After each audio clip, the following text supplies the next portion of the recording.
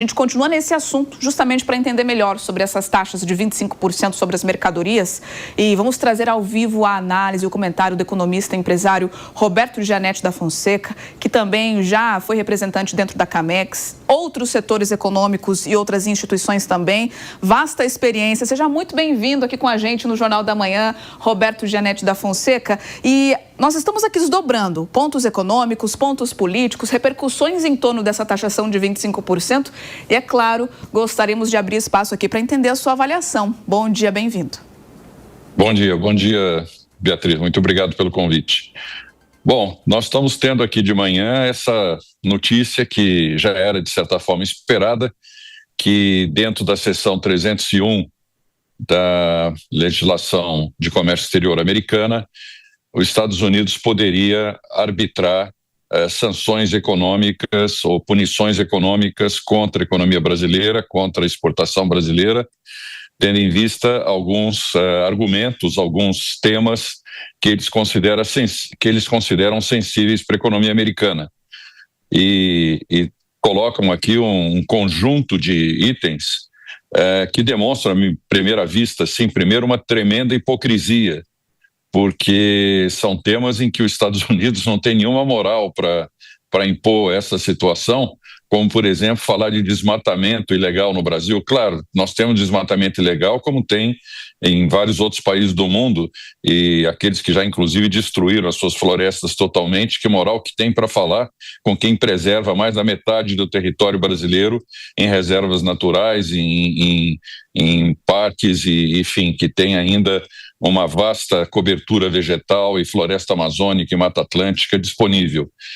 Fala-se também do etanol.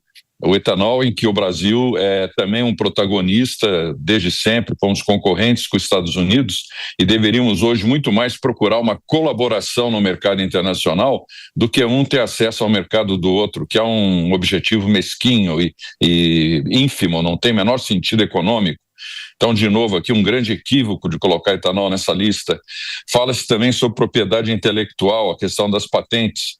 Bom, isso é uma questão internacional. O Brasil, como todos os outros países, tem a sua legislação, tem a sua burocracia. Se aqui demora um pouco mais que em outros países, é algo que nós podemos corrigir, mas não é através de punição que isso vai ser corrigido. Fala-se também das plataformas digitais, dos conteúdos. De novo, isso tem sido uma prática universal. Europa, Ásia, todo mundo tem alguma restrição às plataformas digitais que não podem publicar qualquer coisa que seja criminosa, que seja ofensiva, que atente contra a questão dos costumes ou da política, com fake news e tal. Acho que tem que ter um mínimo controle. Acho é uma opinião que predomina em muitos meios, e eu, de certa forma, tenho uma opinião que tem que ter algum nível de controle e de limitação.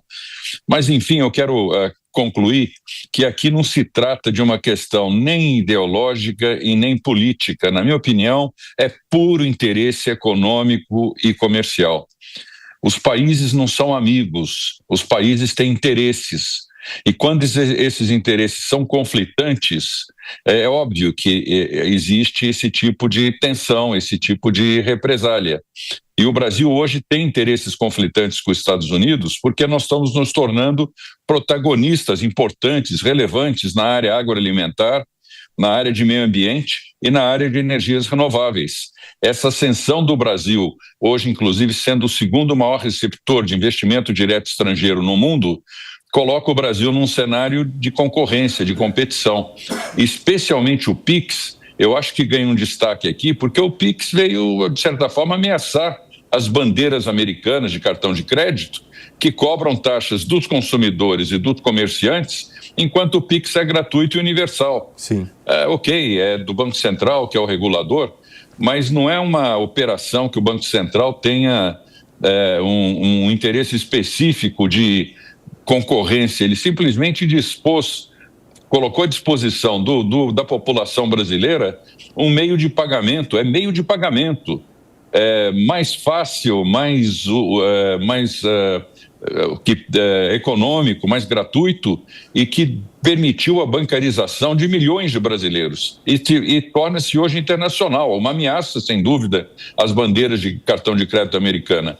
Mas eles que desenvolvam o seu PIX, venham concorrer. Mas acabar com o nosso PIX é uma afronta à soberania brasileira, é a minha opinião. Só para a gente arrematar, Janete, agora há pouco falando sobre PIX, o Alan Gani, nosso economista, mencionava a preocupação de que haja uma mistura ali de sanções, uma sanção econômica e uma sanção também que, mirando, por exemplo, facções criminosas como o PCC e Comando Vermelho, possam trazer punições ou problemas para o nosso sistema financeiro. Então, você usar um problema para adotar uma medida que já era de interesse, que era de alguma forma mexer, então, com a facilidade com que nós temos nos últimos anos de lidar com transações financeiras que, de certa forma, passou a incomodar os Estados Unidos, como você mesmo destacou. Você acredita nessa dificuldade que possa ser criada pelos Estados Unidos e que possa trazer prejuízos ao nosso sistema financeiro? Olha, eu acho assim, eu vou ser muito franco, quer dizer, eu não vejo que os Estados Unidos têm nenhuma preocupação de acabar com as facções criminosas no Brasil. Eles devem considerar isso problema dos brasileiros. E essas facções não representam nenhum problema para os Estados Unidos, nenhuma ameaça aos Estados Unidos. O que eles querem com isso é ter exatamente um objetivo de chantagem ao PIX. Porque o PIX, sim, é uma ameaça aos Estados Unidos, no sentido que começa um processo de desdolarização, e tira esse privilégio exorbitante de um país, isso não é uma frase minha, é a frase de um economista americano, privilégio exorbitante do país que emite o dólar e impõe o dólar como moeda universal, quando ninguém deu aos Estados Unidos esse mandato. Ele simplesmente conquistou, e com mérito pela pujança da sua economia, mas não quer dizer que nós somos obrigados a fazer as transações todas em dólar, quando nós podemos ter um PIX que ajuda a negociar em moeda local. Por que eu não posso fazer um PIX, por exemplo, num café na Itália e pagar em PIX, que vai debitar minha conta em real e creditar a conta em euro do italiano? Não precisa passar pelo dólar. Então, isso ameaça, sem dúvida, a hegemonia do dólar. E eles querem manter o dólar como moeda porque é uma forma de exercício de poder. Então, eu acho que tudo isso, assim, veja, não tem nenhum objetivo do Brasil de agredir os Estados Unidos ao fazer o PIX. Nenhum. Simplesmente é simplificar a vida. Isso é que nós temos que olhar. Quer dizer, quando você quer reduzir o custo e simplificar o mecanismo, você tem todo o direito de fazer.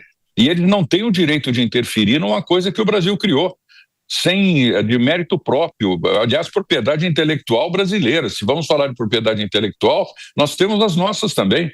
O PIX é brasileiro e é uma grande invenção brasileira, mérito do Banco Central do Brasil, do Roberto Campos Neto, foi um grande presidente do Banco Central do Brasil, a quem eu rendo minhas homenagens aqui. Viva o PIX!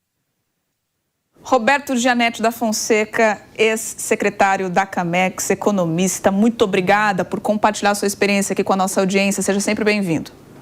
Muito obrigado. Prazer falar com vocês. Grande abraço.